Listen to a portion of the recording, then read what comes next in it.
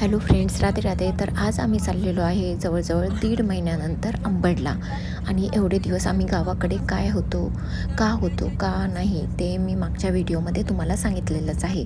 तर आईचं ऑपरेशन जे आहे डोळ्याचं ते झालेले आहे आणि तिचा जो नंबरचा चष्मा आहे तो बाकी आहे.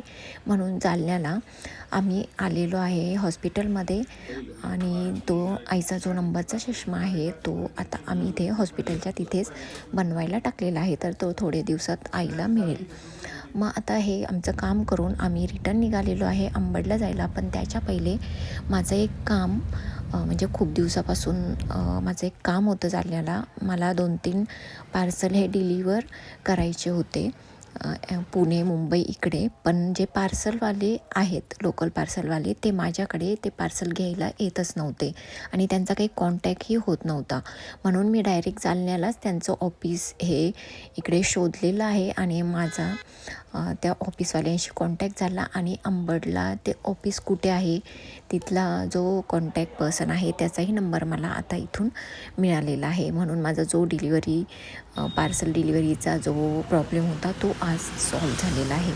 तर आता हे सगळे कामं करून आम्ही चाललेलो आहे पुन्हा अंबडला. तर अंबडला आम्ही जवळजवळ 1.5 महिन्यानंतर घरी जातो आहे. म्हणजे खूप जो राडा आहे तो घरी झालेला असणार आहे. तरी मध्ये 1-2 वेळेस येऊन मी थोडंसं आवरलेलं होतं. तर आता मी एकटीच आहे, आईही जास्त काही काम करत नाही. म्हणून ज्या आमच्या संगीता वहिनी आहे त्यांना मी माझ्या मदतीसाठी बोलवलेलं आहे. तर आता आम्ही घरी पोहोचलेलो आहे आणि त्या वहिनीही आता आलेल्या आहेत.